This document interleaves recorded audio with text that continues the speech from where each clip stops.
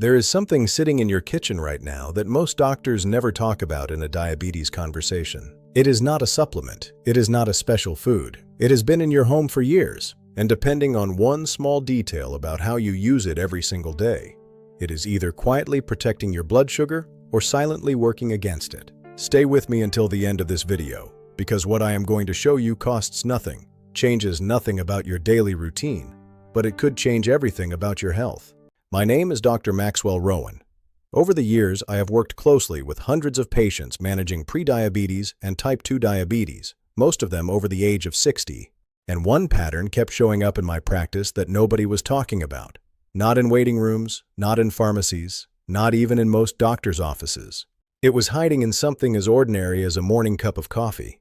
Here is something that should concern all of us. The International Diabetes Federation estimates that over 537 million adults worldwide are currently living with diabetes. And more alarming, 1/3 of people over the age of 65 are either diabetic or pre-diabetic right now. Many of them have no idea. What worries me most in my daily practice is not the patients who already have a diagnosis. It is the enormous group of people sitting right on the edge, with unexplained fatigue after meals, with thirst that never fully goes away, with blood sugar creeping up year after year, who have not yet connected the dots. And in many of those cases, one of the invisible contributors is something they do every single morning, without thinking, without any idea of the impact. Let me explain what is happening inside your body in the simplest way I can. Think of your bloodstream like a highway, and glucose, the sugar from your food, is the traffic. Your pancreas acts like the traffic control center. It releases insulin, which is like the green light signal that tells your cells to open up and absorb that glucose as energy. When everything is balanced, traffic flows smoothly. But when too much glucose floods the highway at once, from the wrong foods, the wrong habits, the wrong timing, the control center gets overwhelmed. It has to work harder and harder to keep up. Over time, the signals stop working as well. The cells stop listening. That is insulin resistance. And insulin resistance is the front door to type 2 diabetes. Now here is where coffee becomes fascinating. Coffee contains two remarkable compounds, chlorogenic acid and trigonylene. Think of them as natural speed regulators on that glucose highway. When consumed correctly, they slow the absorption of sugar from food into the bloodstream, turning a dangerous flood of glucose into a smooth, manageable flow your body can handle. A landmark analysis published in the American Journal of Clinical Nutrition reviewed data from over 1.1 million people across multiple countries. The conclusion was striking. Regular coffee drinkers had a significantly lower risk of developing type 2 diabetes compared to non-drinkers, up to 25 to 30% lower risk. But here is the part that almost nobody talks about. And this is the entire point of today's video. Those benefits only show up when coffee is consumed in a specific way. Drink it the wrong way, and those same compounds do almost nothing. In fact, the wrong coffee habit can actively push your blood sugar higher every single morning. Let me tell you about Gerald, 71 years old, retired engineer, sharp mind, disciplined man. When he first came to see me, his fasting glucose was 144, and his HbA1c, which measures average blood sugar over 3 months, was sitting at 7.3%, above where we want it. He looked me in the eye and said, "Dr. Rowan, I do not understand. I walk every morning in the park trying to stay active. I cut back on rice and bread. I watch what I eat." He was genuinely frustrated. As a doctor, I see this all the time. So I asked him one question. Walk me through your morning, minute by minute. And within 2 minutes I found it. Every single morning, the moment he opened his eyes, before water, before food, before anything, he went straight to the kitchen and drank a large, strong, black coffee. Then around 3 p.m., he had another one with a couple of digestive biscuits, and occasionally one more after dinner to wind down. 3 mistakes, all of them invisible, all of them fixable. Now I want to walk you through the 3 mistakes I found in Gerald's routine. And I need you to pay close attention here, because in my experience working with seniors managing blood sugar, these are not rare mistakes.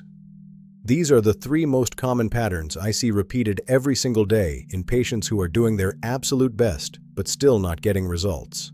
Let me start with the most damaging one. I have seen this in more patients than I can count. The alarm goes off, feet hit the floor, and within minutes, before water, before food, before anything, the coffee is already brewing. It feels like a harmless morning ritual. For many seniors, it has been the same routine for 20, 30, sometimes 40 years. But here is what is silently happening inside your body during those first minutes of the morning. While you were sleeping, for 7, 8, sometimes 9 hours, your body was fasting. No food, no glucose coming in. So to keep your brain and organs running through the night, your adrenal glands were quietly releasing a hormone called cortisol. By the time your alarm goes off, cortisol is already at its peak level for the entire day.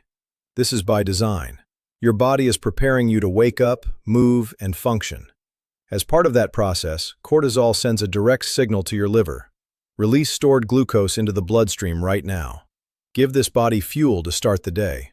So before you even open your eyes, your blood sugar is already rising naturally. Now here is where the mistake happens.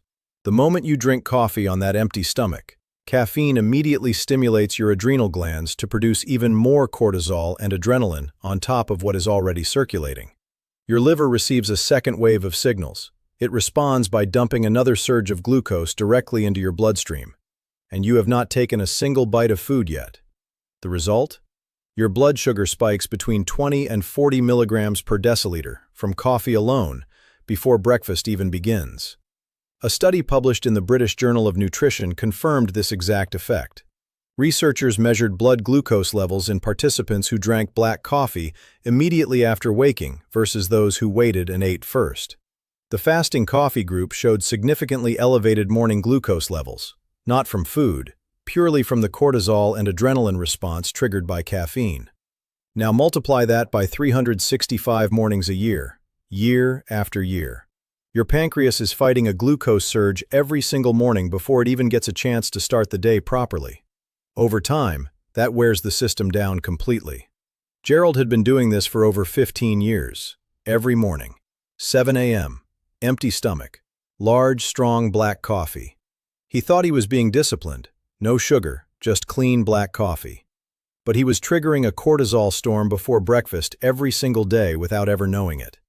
And that was only the first mistake. Now you might be thinking, I already know sugar is bad. I switched to sweetener years ago. I have this one covered. I understand that. And I respect that you made that change. But this is exactly where I need to slow down with you. Because what research has revealed about artificial sweeteners in the last few years changes everything most people believe about this. This mistake works on two completely separate levels, and most people only know about one of them. Level 1. The direct blood sugar impact of sugar. When you add even 1 teaspoon of regular sugar to your coffee, glucose enters your bloodstream almost instantly. Unlike complex carbohydrates that break down slowly, refined sugar requires almost no digestion. It floods your system within minutes. And here is the specific damage in this context. The chlorogenic acid in coffee, the compound that acts as a natural glucose regulator, works by slowing sugar absorption in the intestines. But when you add sugar directly into the coffee, you are bypassing that protective mechanism entirely. The sugar is already dissolved in liquid form.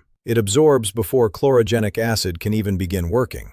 It is the equivalent of installing a security system in your house and then leaving the front door wide open at the same time. A 2025 analysis from the Harvard School of Public Health, published in the American Journal of Clinical Nutrition, tracked 3 large American population cohorts over many years. Plain black coffee was associated with a 10% reduction in diabetes risk for each additional cup per day. The moment sugar was added, that protective benefit disappeared almost entirely. Level 2, and this is the part that surprises most people, the artificial sweetener trap. Many seniors make the switch to artificial sweeteners believing they have solved the problem completely. 0 calories, 0 sugar, problem solved. But the science on this has shifted significantly in recent years. A 2021 study published in the journal Nutrients found that artificial sweeteners, specifically aspartame and sucralose, do not behave neutrally inside the body the way we once believed. They interact with and alter the gut microbiome.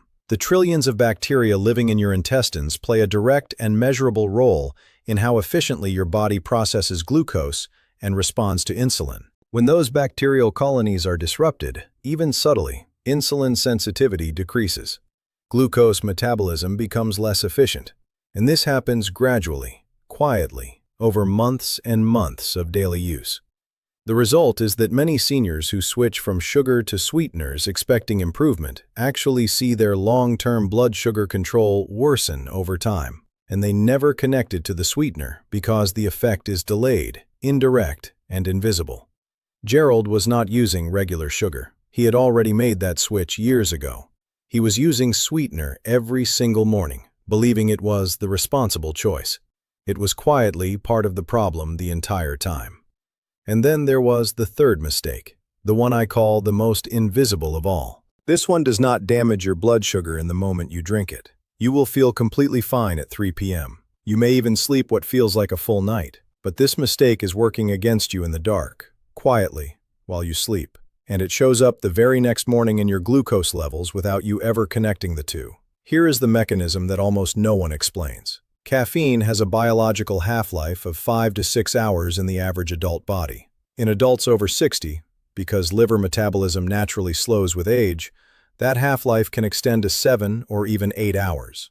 What does half-life mean in practical terms? If Gerald drank coffee at 3 p.m., by 9 p.m., half of that caffeine was still fully active in his bloodstream. By 11 p.m., when he was lying in bed trying to sleep, roughly 30 to 40% was still circulating through his system. That residual caffeine keeps cortisol elevated into the evening hours. It keeps your nervous system in a mild but constant state of alert. And critically, it suppresses the production of adenosine, the compound your brain needs to transition into deep, restorative sleep. Now here is the direct blood sugar connection that almost nobody explains, and this is the part I want you to really hear. Deep sleep, specifically what scientists call slow-wave sleep, is when your body performs its most critical hormonal maintenance work. Growth hormone is released, inflammatory markers are reduced, and insulin sensitivity is actively restored and recalibrated for the following day. When caffeine interrupts that deep sleep cycle, even if you feel like you slept through the night, that restoration does not happen properly. Your cells wake up the next morning slightly more resistant to insulin than they were the day before. Researchers at the University of Chicago measured this with precision. Even a moderate reduction in slow-wave sleep, not total sleep deprivation, just reduced deep sleep quality, increased insulin resistance by up to 25% the following morning. So Gerald's 3 p.m. coffee was not just keeping him slightly restless at night. It was actively undermining his insulin sensitivity every single evening. And every morning, he woke up with a higher baseline glucose level than he should have had, caused by a cup of coffee he drank the afternoon before. This is the silent compounding effect of late caffeine. Not dramatic, not immediately obvious, but absolutely relentless. 3 mistakes, all invisible, all completely fixable. And when Gerald corrected all 3, his body finally had the conditions it needed to regulate glucose the way it was always designed to. Now let me show you exactly what to do instead. Now let me show you exactly how to drink coffee so it works for your blood sugar instead of against it. Golden moment 1. After breakfast, not before. When you wake up, drink a glass of water first. Wait 30 to 45 minutes. Then eat something with protein. 2 scrambled eggs, a small portion of plain yogurt, a boiled egg with cheese. Anything that gives your body amino acids before caffeine arrives. Why protein first? Protein buffers the cortisol response to caffeine. It gives your liver something productive to do instead of flooding your blood with glucose. Research published in the Journal of Clinical Endocrinology and Metabolism showed that consuming protein before caffeine significantly reduces the post-morning glucose spike. Then drink your coffee. Plain, no sugar, no sweetener. And if you want to enhance it further, add half a teaspoon of Ceylon cinnamon, not regular cinnamon, Ceylon specifically. It contains compounds that partially mimic insulin's action on cells, helping glucose get absorbed more efficiently. A review in the journal Nutrients showed modest but consistent reductions in fasting glucose with regular cinnamon use. Golden moment 2, 20 minutes before your main meal. This is the one most people have never heard of. A small, plain black coffee 20 minutes before lunch activates the chlorogenic acid in coffee as that glucose traffic regulator I described earlier. It slows the absorption of sugar from whatever you are about to eat, reducing the post-meal glucose spike, which is one of the most damaging patterns in prediabetes. A study from Brigham and Women's Hospital affiliated with Harvard Medical School published in Diabetes Care confirmed that coffee compounds, specifically chlorogenic acid and trigonylene, measurably reduce glucose and insulin concentrations in the 15 minutes following carbohydrate consumption compared to placebo. This is free. It requires no special product, just timing. Golden Moment 3. Within 30 minutes after physical activity. If you walk, do light exercise, or any movement, this window is powerful. After exercise, your muscles are primed to absorb glucose like a sponge. They are hungry for energy and pull sugar directly from the blood. Caffeine at this specific moment enhances that muscle glucose uptake even further. A cup of plain coffee within 30 minutes after your walk turns a good habit into a great one. 8 weeks after Gerald and I adjusted his coffee routine. Nothing else. No new medication, no radical diet overhaul, just 3 changes to when and how he drank his coffee. He came back to my office with results I was genuinely pleased to see. His fasting glucose had dropped from 144 to 116. His HbA1c went from 7.3% down to 6.7%. But what stayed with me was not the numbers. It was what he said when he sat down. "Dr. Rowan, I have more energy by 10 a.m. than I used to have all day." His body had simply been given the conditions it needed to do what it already knew how to do. But now I need to warn you about something that will cancel everything I just described if you are not careful. Enemy 1. Any form of sugar in your coffee. Refined, brown, honey, agave. All of them trigger an immediate glucose spike that eliminates chlorogenic acid's protective effect entirely. The 2025 Harvard research made this unambiguous. Enemy 2. Artificial sweeteners. If you need sweetness, the only option that has not shown negative effects on glucose metabolism in current research is pure stevia leaf extract. Not stevia blends, pure stevia. Enemy 3. Instant coffee sachets and flavored coffee products. Many of these contain hidden sugars, hydrogenated fats, and fillers that work directly against blood sugar control. Choose natural ground coffee, 100% Arabica brewed fresh. Enemy 4. Pairing coffee with ultra-processed foods. White bread, packaged biscuits, industrial pastries alongside your coffee creates a glucose flood so large that no amount of chlorogenic acid can compensate. The coffee's benefit is completely overwhelmed. Coffee works best as part of a system. 3 elements that multiply each other's effects. Element 1. Smart coffee. The timing and method I described today. Plain, protein first, right moments. Element 2. Daily movement. 30 minutes of moderate walking 3 to 5 times a week is enough to dramatically improve insulin sensitivity. Your muscles become more efficient at pulling glucose from the blood independently of insulin. This is one of the most consistently proven interventions in diabetes research. Element 3. Protein at every main meal. After 60, your body becomes less efficient at using protein, so needs more of it. Eggs, fish, chicken, legumes, plain yogurt. Protein is the macronutrient with the least impact on blood sugar, the highest satiety, and the greatest protection for muscle mass, which is your body's largest glucose consumer. When these 3 elements work together, the effects are not additive. They are multiplicative. Each one makes the others work better. I want to be completely honest with you. Everything I have shared today is based on published scientific research and represents general wellness guidance. It is not a replacement for medical care. If you have diagnosed diabetes and take medication, never adjust your dose or stop without speaking to your doctor first. Bring this information to your next appointment and have that conversation together. Now, do you have someone in your life? A parent, a sibling, a close friend who is dealing with high blood sugar or has been told they are pre-diabetic? Share this video with them right now. Not because it is a video, because it is information that took years of patient care and research to understand, and they deserve to have it. I want to leave you with something I remind myself of regularly in this work. Your body is not working against you. It never has been.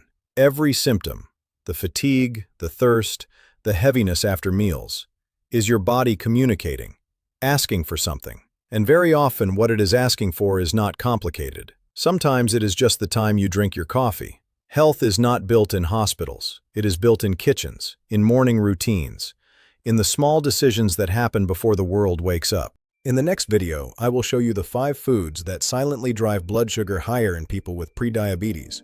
Foods that appear healthy but are doing serious damage. Make sure notifications are on so you do not miss it. I am Dr. Maxwell Rowan. It has been a genuine pleasure being here with you today. Take good care of yourself. and take good care of the people around you. I will see you in the next video.